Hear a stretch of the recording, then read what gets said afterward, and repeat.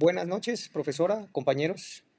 En la tarde de hoy vamos a compartir lo que nos corresponde junto con mi compañero José Alejandro Petit Rojas, nuestro trabajo de metodología de investigación que consiste en el impacto del conflicto en la República Democrática del Congo. Básicamente quisimos realizar un análisis de todas aquellas dinámicas que se observan en esta región del mundo, específicamente en la parte oriental de la República Democrática del Congo, y cómo estas situaciones que se presentan allí repercuten a nivel regional. Eh, el conflicto del este en la República Democrática del Congo básicamente es verificar esas tensiones geopolíticas y cómo repercute en la estabilidad y la seguridad internacional y regional del país. Bien, aquí tenemos una tabla de contenido a desarrollar. Paso a paso iremos con el planteamiento del problema.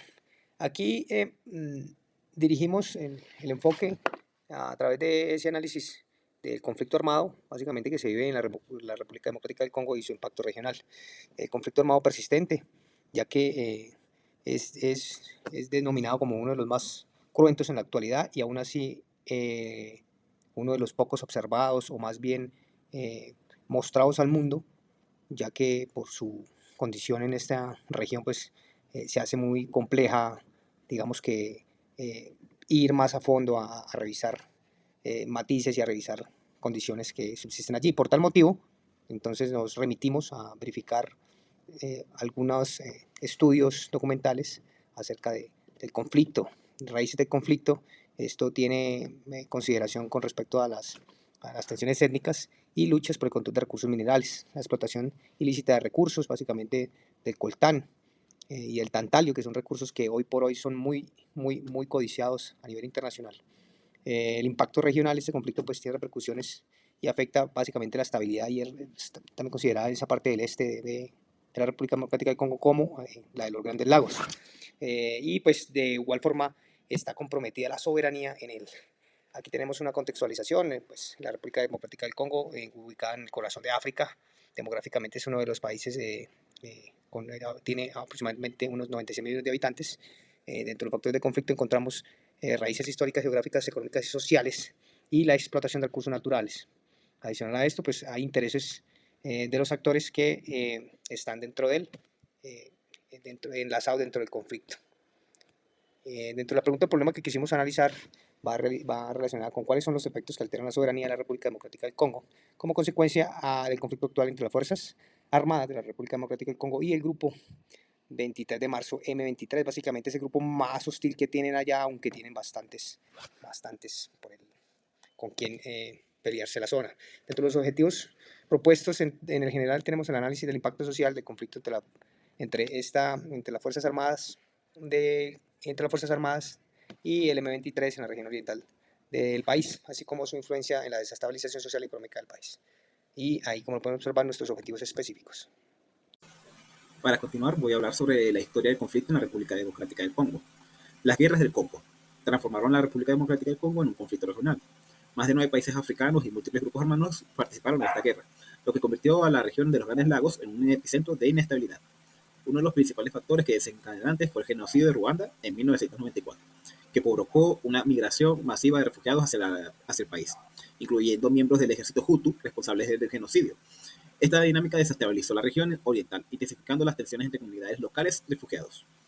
La Segunda Guerra del Congo, conocida como la Guerra Mundial Africana, tuvo un impacto devastador en términos de humanos y económicos, con millones de muertes y desplazamientos. Y a pesar de los acuerdos de paz posteriores, como el Acuerdo de Pretoria de 2002, el conflicto en el este de la República Democrática del Congo persiste hasta hoy en día, debido a factores como la lucha por el control de recursos naturales, la debilidad del gobierno central y la actividad de grupos armados como el M23. Ahora voy a hablar sobre las cuestiones metodológicas empleadas en la investigación. La diversidad y profundidad de las técnicas metodológicas empleadas responden a la naturaleza multifacética del conflicto de la República Democrática del Congo.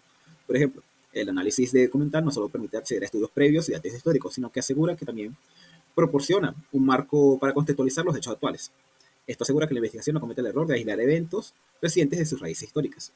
Del mismo modo, el uso de datos estadísticos y bases de datos internacionales fortalece la objetividad de la investigación, al medir impactos tangibles como el número de desplazados o las pérdidas económicas, estas cifras son cruciales para cuantificar la magnitud del problema y sustentar los análisis cualitativos derivados de testimonios o análisis mediáticos.